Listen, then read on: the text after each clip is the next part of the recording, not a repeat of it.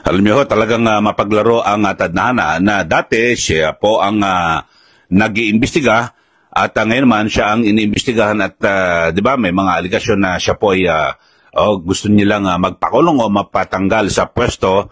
Ito pong si VP Sara Duterte, pero siya po ngayon ang mukhang masasalang at maliwanag na tila may mga basihan na kasong kriminal ang maaring isampa at ang tinutukoy natin ay ito pong si Manila Congressman Joel Chua.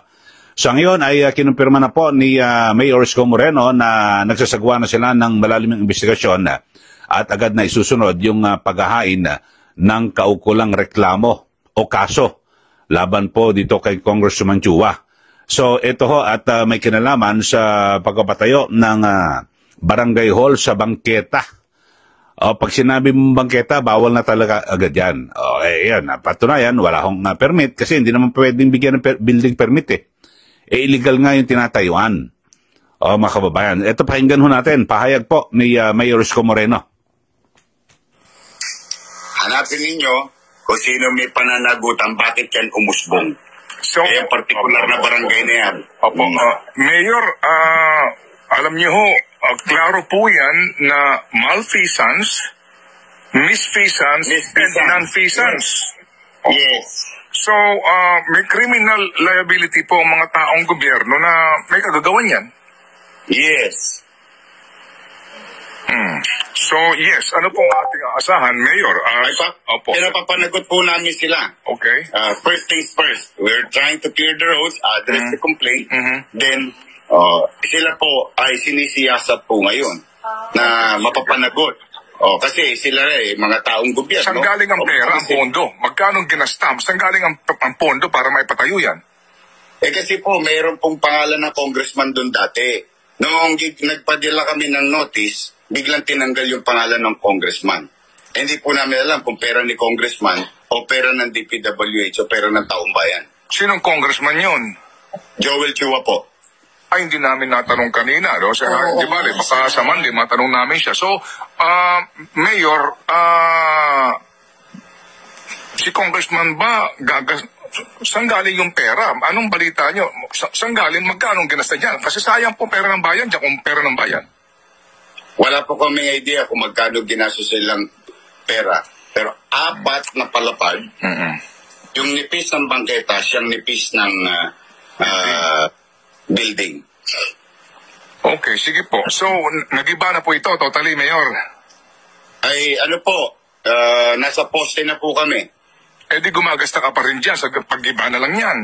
Siyempre. May araw-araw doon, minamaso yun, yung mga building na yan. Okay. Mayor, nakakapanghinayang pero bawal yan. Yes. Mayor, Congressman ng Maynila si Joel Chua, nagkaroon po ba kayo ng chance na kausapin siya mismo? Total, Congressman naman siya dyan. Para itanong na kung yung pinag-iba namin, nandun yung pangalan nyo. Ayaw po nila akong makita. Okay, so yun ho mga kababayan at yung pahayag ni Mayor Isko Moreno na kung saan ay nagkukumpirma na ngayon po'y sinisiyasat na ito hong mga kagagawan ni Congressman Chua na kung saan ay nagpatayo po ng building sa bangketa na talaga namang bawal na bawal ho. Maliwanag na bawal po yan. So ito pong si Congressman Chua, mga kababayan, siya po ang nahirang muli, kasi nung 19th Congress ay siya na po ang chairman ng House Committee on yung Good Government and Public Accountability. Yan po ay kahalintulad o katapat ng Senate Blue Ribbon Committee diyan po sa Senado na kung saan ngayon naman ay pamumunuan ni Senator Rodante Marcoleta.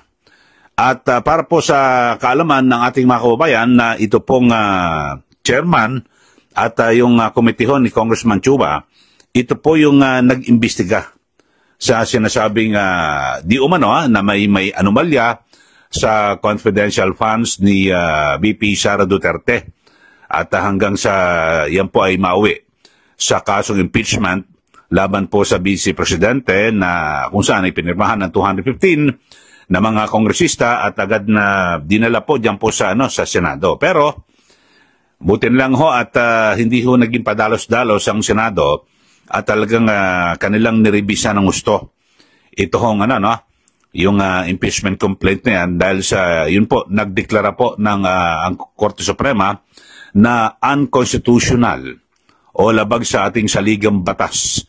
Ito hong kasong impeachment laban po kay VP Sara Duterte. So maliwanag ho yan mga kababayan at kung iniimbestiga magsiyasat, sabi po ni Mayor Isko Moreno Yorme ay tiyak na mananagot ho rito. Naku, baka maaaring makulong ho itong si Congressman Joel Chua. Siya po ang chairman ng komite na kung saan ay lumalaban po sa mga katiwalaan, di umano, at di ba, mga hindi ginagawang tama ng mga opisyal ng gobyerno. Yung pala, siya rin po ay maaaring makasuhan. Ito hong barangay hall, mga kababayan, sa kanyang distrito, ay, naku, dalawa ho yan, Tapos yung isa ay napaulat, wala hong binigay na eksaktong amount o halaga, ito pong si Mayor Isko Moreno, kung magkano. Pero ayon po sa mga report, di umano ay 19 million pesos ang inilaan sa isang barangay hall. So maganda, mismo magpaliwanag ho dyan si Congressman Joel Chua. At hindi niya po maitatanggi yan kasi nakunan po ng video na meron pong logo at may nakapangalan dun ho. Na kung saan yung may tatakho na logo, Joel Chua. Doon po sa may pinakaharapan ng barangay hall. Sabi nga po ni Yorme ay ng kanilang sulatan ng City Hall, yung barangay hall, biglang tinanggal po yung pangalan ni Congressman Joel Chua. Pero wala na ho, nakuna na yan.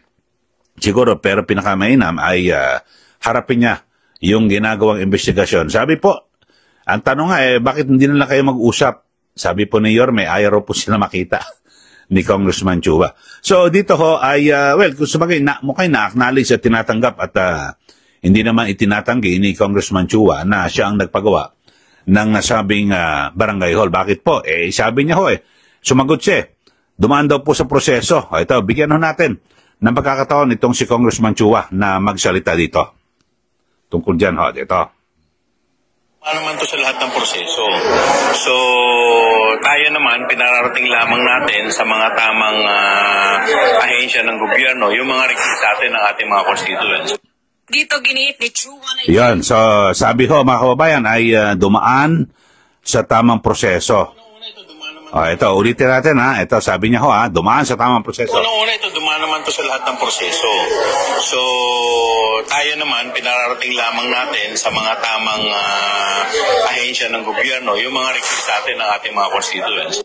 Okay, so, nilinaw natin, ulit natin dumaan sa lahat ng proseso. Pero, ano ho ba ang proseso sa pagpapatayo ng isang gusali? Di po ba? Building permit. Wala akong building permit. Bakit hindi nabigyan ng building permit? Kasi yung pinagtayuan ng barangay hall ay sa bangketa. Para saan ba yung bangketa? Daanan po ng tao yan Kasi pag hinarangan mo yan, ilalagay mo sa panganib ang tao. Lalo na yung isa kong barangay hall na nasa gilid ho ng pinakabakod ng isang eskwelahan. Nilagyan mo ng barangay hall, binarahan mo yung bangketa. Anong gagawin mo? So, ilalagay mo sa panganib yung mga estudyante. Kasi imbis na maglalakad po sila sa bangketa, lalakad sila sa kalsada. Tama ho ba? Yun ho ang magiging magiging implikasyon. Kasi kung ganun ho, wala ho. Talagang mas lalong sabihin natin, mas magiging panganib po sa mga estudyante, di po ba? So, yun lang ho mga kababayan. Siguro maganda, sagutin din ho ni Congressman Chua. Pero sinabi niya, dumaan daw po sa lahat ng proseso.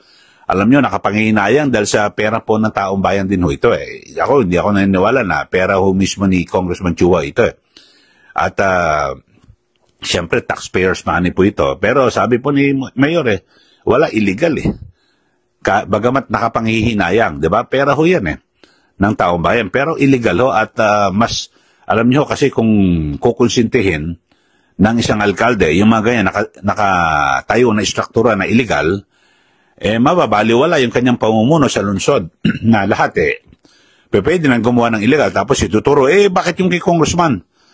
Illegal yung pagkakatayo, hindi mo sinisita. So magiging ganon. At ito po ay mawala yung kanyang pangangasiwa, yung maayos na pagiging pamumuno sa lungsod na Maynila kung kanyang kukonsintihin yung mali So kaya yung mali dapat na itama, di po ba? So yun lang ho mga kababayan, at abangan natin kung ano ang susunod na kabanata o rito sa isyong ito, pero yun lang ho. Yung mga bago lang ho sa ating channel, subscribe na po kayo at huwag niyo pong kalimutan na i-like at i-share. Siyempre, yung ating pinag-usapan, ulitin ko ho, si Congressman Joel Chua ng Lungsod ng Maynila na siyang chairman ng House Committee on Good Government and Public Accountability na nag-imbestiga noon sa confidential funds ni VP Sara Duterte ay iniimbestigahan na po dyan sa Maynila at posibleng maharap sa kaso at makulong diyan ho dahil sa pagkamatayo ng illegal na barangay hall sa Bangketa. Okay, maraming salamat muli. Ito po si Kaeli. Magandang araw po sa ating lahat.